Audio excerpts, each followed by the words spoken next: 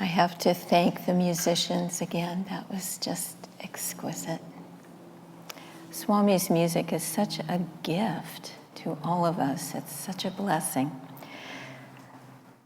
Well, our topic today reminded me of a couple of stories that I'll share with you. It came to my mind this way because yesterday in the class we were talking about living Kriya Yoga. Kriya Yoga is our highest meditation technique on this path. And one of the friends said something about love and about the pain of unrequited love, the longing for love. And it's a basic, in the DNA kind of thing for every person. I'm convinced of it. Even those who are out shooting and killing people, there's something twisted in there that what they really want is love, and they're not getting that love. And Swami Kriyananda often talked about developing in ourselves heroic love. And I have a story about my beloved Saint Francis that demonstrates both the difficulty and the blessing of developing heroic love. So Saint Francis, his vocation was starting to bud and starting to blossom. He had had a life of partying and being the troubadour of song and merriment. He had kept his friends regaled and lavishly spent lots of money. He was very generous, and his father was very rich. So he had spent all of his time regaling his friends and partying. And because it was, the 1100s, so they liked to go to war. It was like entertainment or something. And sometimes I think it still is, but anyway.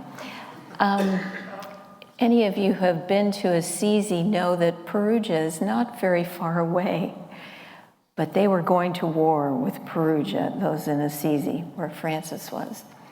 So it was a little different sword playing with his friends and actually going to war. The very first battle, they captured him, captured most of his friends, and he spent a year in prison. But again, he kept them all going, regaling them with stories and keeping the energy up. Then he was released from prison, and he developed a very mysterious fever. No one could understand what was happening, but after a long time of this delirium, he was sort of struck by the power of the sun. And he would go out into the light and he would be himself. He could recognize people, he could talk to people. But then at night, in the darkness, the delirium would return. So he suffered greatly. But that, as we all know, Swami wrote that beautiful song, Canticle of the Creatures. And he talks about Brother Sun. And that's when the sun started to become his friend, his savior, his love. And so this fever started to break, and he got a little more strength. And about that time, he was out reveling with one of his friends, and his friend noticed that he he was changing. He wasn't quite as life of the party as he had been before. He was starting to get more inward. And his friend was jostling him, saying, "So what are you doing? About to get married?" And Francis had not thought of this before, but the words came out of his mouth. "Yes, I'm about to marry the most beautiful woman in the world, Lady Poverty." And his friend didn't know what to think of this. But God was pulling on Francis's heart, and his vocation was starting to blossom. Well, about that time, there was another war, and he was thinking, well, okay, I'm going to go out for glory. And in fact, he had a dream in which he saw his father's shop. His father was a cloth merchant, and he saw his father's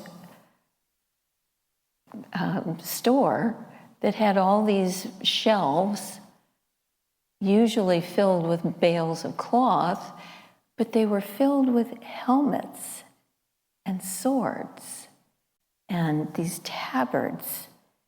But the tabards all had a cross on them. Strange dream, he thought, and he couldn't understand, and the dream also said, all this glory will be yours and your followers. And in his mind, he thought, oh, it must mean that we're going to war and it's going to be glorious, even though it wasn't last time, but this time it's going to work. And so he was actually on this beautiful horse that his father had given him, and he was riding off to join this next war, when he saw up ahead a leper. And a leper was banging his stick so these little bells would ring to warn everybody, stay away, stay away. And Francis was just about to turn his horse, swerve his horse away from this man, because he could already smell the stench of this man's open wounds and decaying flesh. But he couldn't do it. Somehow his hands just stayed on the reins, and he was just coming closer and closer to this leper. And he found himself dismounting from his horse. And he came up, he took all the money that he had, and he gave it to this leper. Into the leper's hand, what was left of it, it was basically an open boil. And the smell was nauseating. And Francis looked at the man's eyes, gave him the money, put it in his hand, and then he lifted the leper's hand and kissed it. And he felt this incredible happiness that he had never known in his life just fill his whole body, fill his mind, fill his heart, just overflowing with joy. And he got back up onto his horse, and he turned around, and he looked back. There were no trees. The landscape was bare and empty for miles around. But as he turned back to wave to the leper wasn't there. The leper had disappeared. And he knew in his heart that Christ had appeared to him in the form of that leper. And what that experience did for Francis was it made him realize that he had overcome all the distancing that we put up between ourselves and suffering humanity.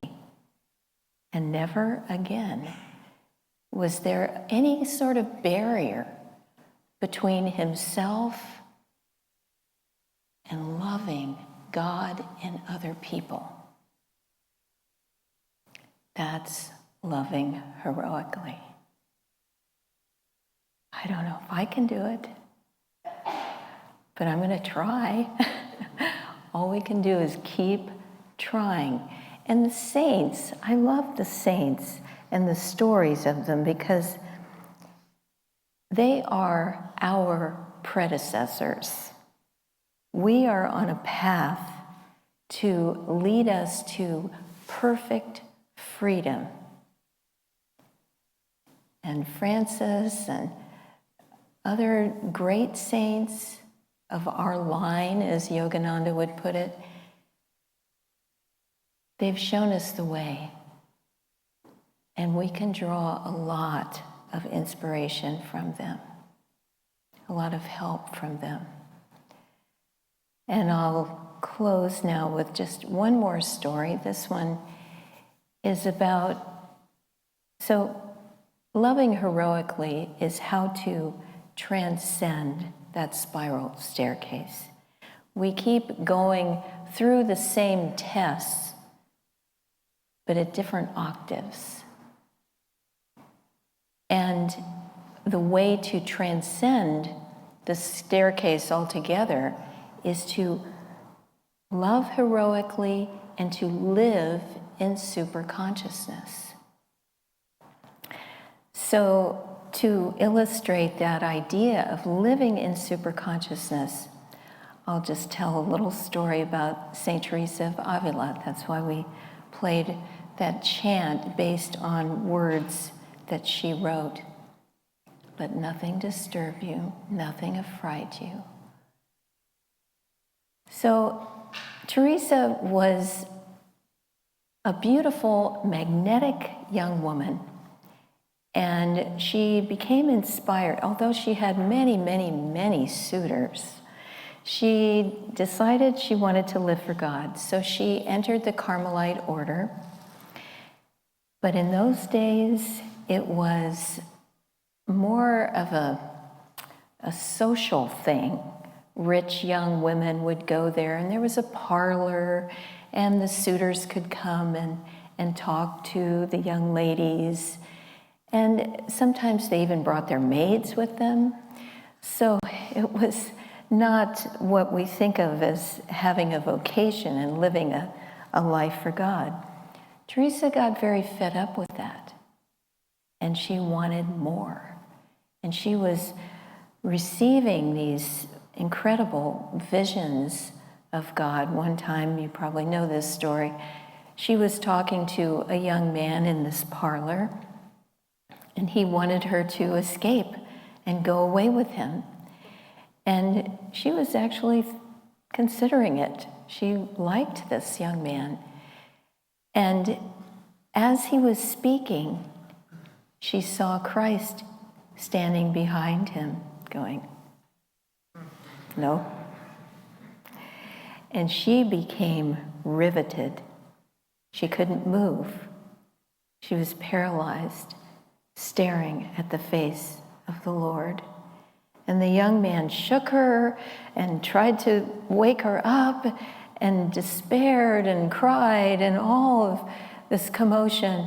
And she wouldn't be budged. And he finally had to go away.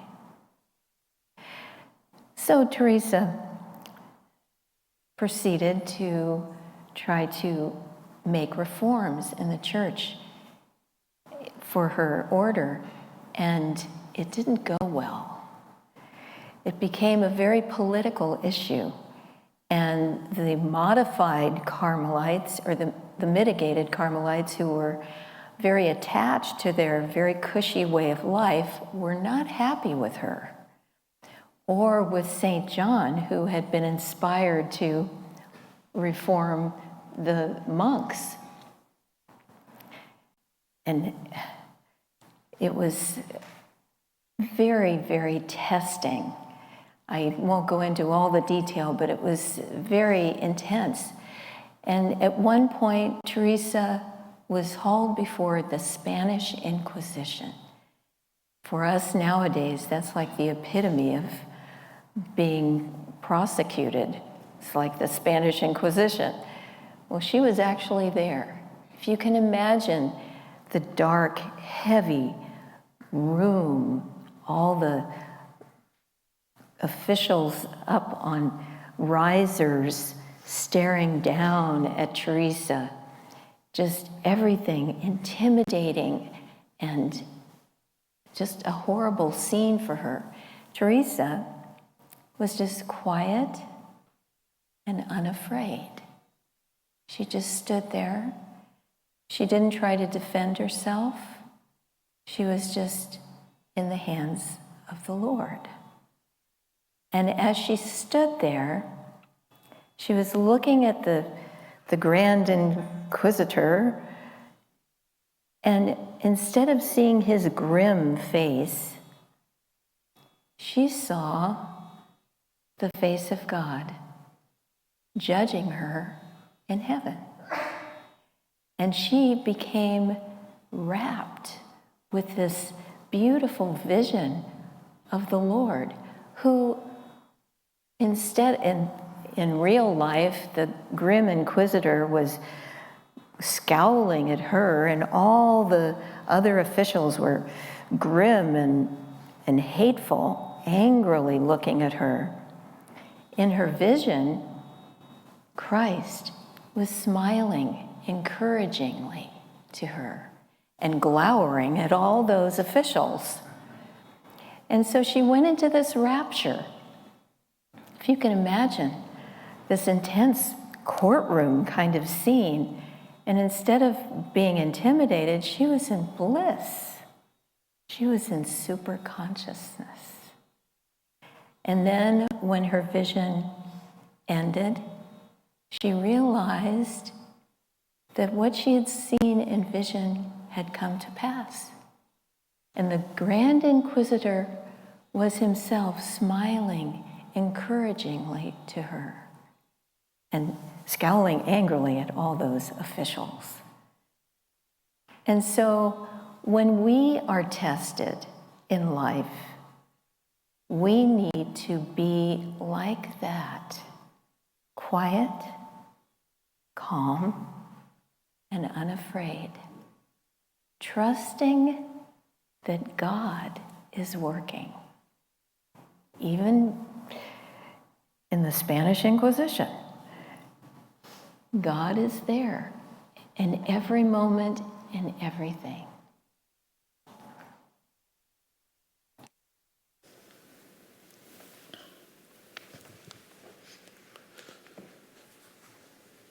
Nirmala, speaking about loving heroically, reminded me of a little cartoon that takes place. It's just a little single frame with a caption underneath it, and the scene is a room in which a therapist and a client are preparing to work together, and the therapist has walked into the room.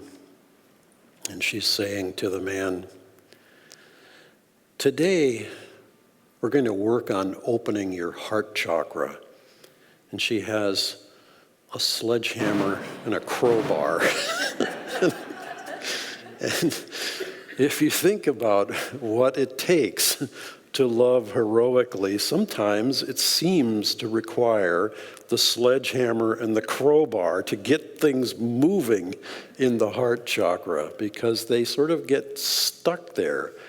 And if we think of all the past lives, I was reflecting that, when we teach Raja Yoga, one of the sections of Raja Yoga deals with Patanjali's eightfold path called Ashtanga Yoga. And the first two steps of that eightfold path are the yamas, which are the things to not do, and they are all expressed non-this, non-something, non-injury, non-stealing, non-greed, etc. Well, one of them is non-attachment. And each of them comes with a blessing. You can sort of say, you know you're getting somewhere when the blessing comes to you. And interestingly, and perhaps surprisingly, the blessing associated with non-attachment is you see and find available to you the memory of all your past lifetimes. Now, it may seem like kind of a bizarre non sequitur that non-attachment could lead to this boon. The other ones seem a little more obvious. I mean, you perfect non-injury. Things that might injure you no longer have that inclination. The saints can pet the tigers without drugging them, for example, etc. Squabbling politicians become quiet in Gandhi's presence. I mean, which is more dangerous, the squabbling politician or the tiger? I'm not sure. But somehow non-attachment brings us to the memory of our past lifetimes. One time I was reflecting on this and had a kind of a strange image come to me. But let's just suppose for a moment that we can recall our most recent 1,000 incarnations, let's just say. What would you do with 1,000 lifetimes worth of wedding pictures? You know, it's sort of an odd question, because what if you realize that you used to be married to your uncle? Or, you know, it's like, what do I do with all that? We learned a phrase years ago when the lawsuits were going on, a lot of them staged here in Palo Alto. It's on a need-to-know basis, which for most of us, myself included, meant I did not need to know. And I was relatively happy not to know. There were times when I was curious, yes, I admit it. But especially in retrospect, I'm grateful to not have known, because there were some challenging periods and issues at stake.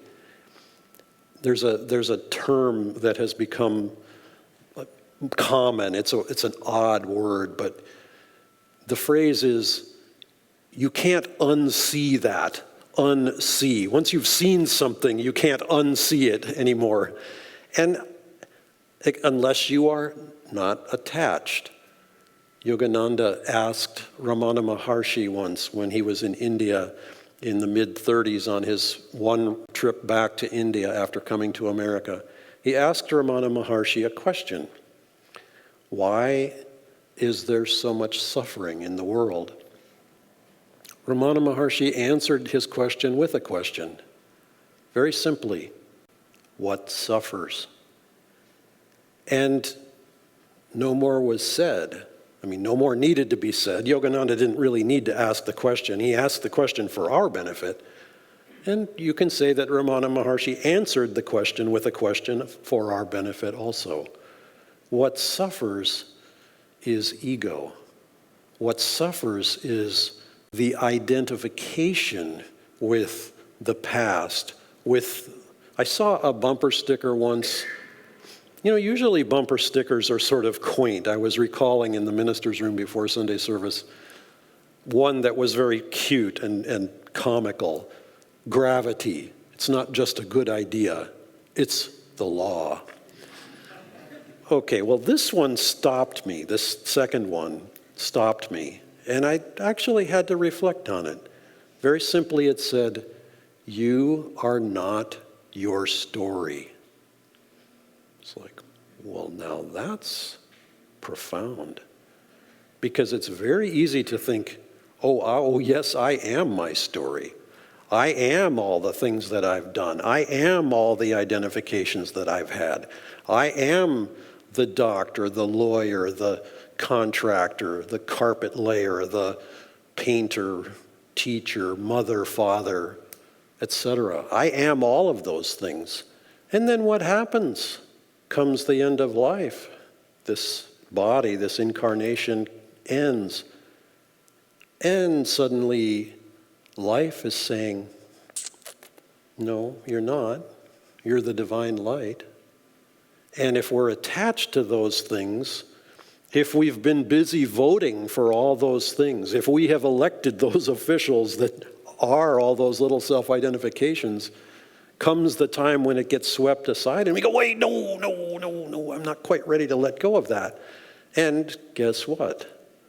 There is, as we will say in the festival, and as we said last night in the Kriya initiation, dire fears and colossal sufferings are the result of that. And if we do a little practice of the inward religion, which is to say uplift our consciousness, then we don't have to be stuck on that train track of incarnations around and around and around. I'm so grateful in the song that you chose the little quatrain, the moving finger writes and having writ moves on, nor all thy piety nor wit shall lure it back to cancel half a line, nor all thy tears wash out a word of it. Because so often we regret something that went by. Often it's something that we didn't do, but sometimes it's something that we did do. It's like, if only I hadn't, or if only I had, or only this or that or the other thing. And what's the result? Tears. And we offer that into the divine light. As Nirmala was saying, we love heroically. We open ourselves to the divine. We go into the higher realms of consciousness where ego cannot climb, and we go beyond all of that. And that blessing, that grace, that destiny is for all of us. Swamiji used to repeat Yogananda's words and Yogananda's, really his command to us. Commit in this lifetime to becoming free. Become a Jivan Mukta. Live in that perfect freedom. It is our birthright. And ultimately, it is our destiny.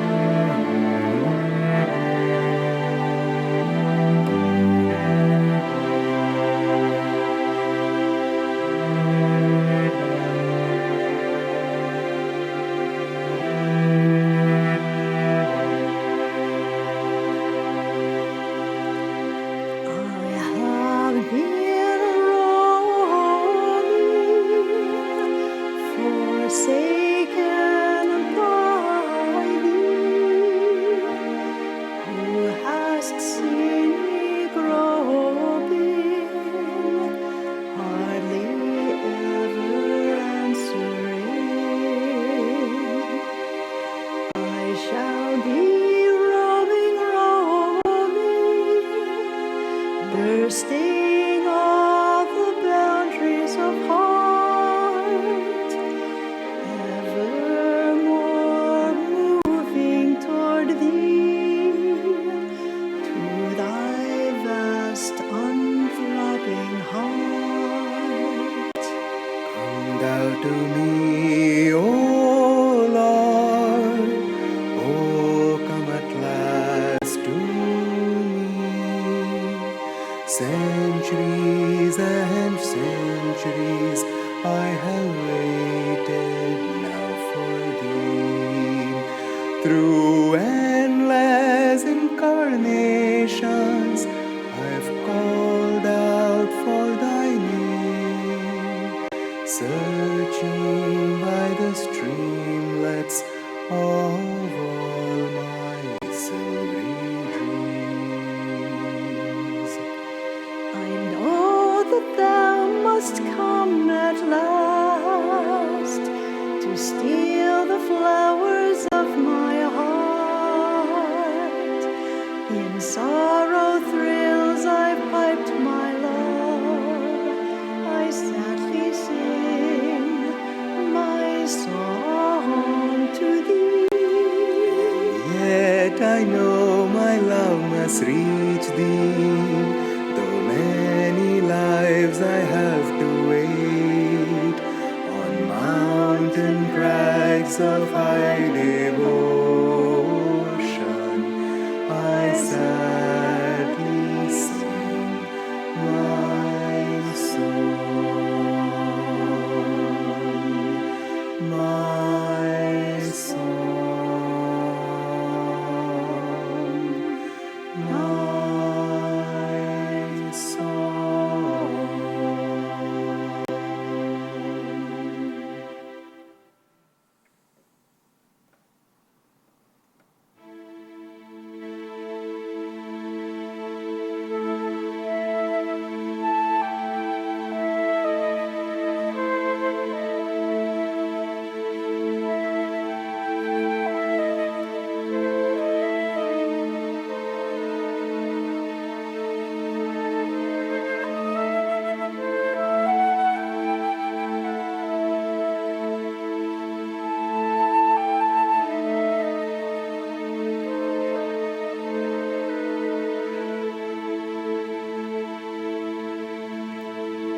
Awake for morning in the bowl of night, has flung the stone that puts the stars to flight. And lo, the hunter of the east has caught the Sultan's turret in a noose of light. Dreaming when dawn's left hand was in the sky, I heard a voice within the tavern cry, awake, my little ones, and fill the cup before life's liquor in its cup be dry. The worldly hope men set their hearts upon turns ashes or it prospers and anon, like snow upon the desert's dusty face, gliding a little, hour or two is gone.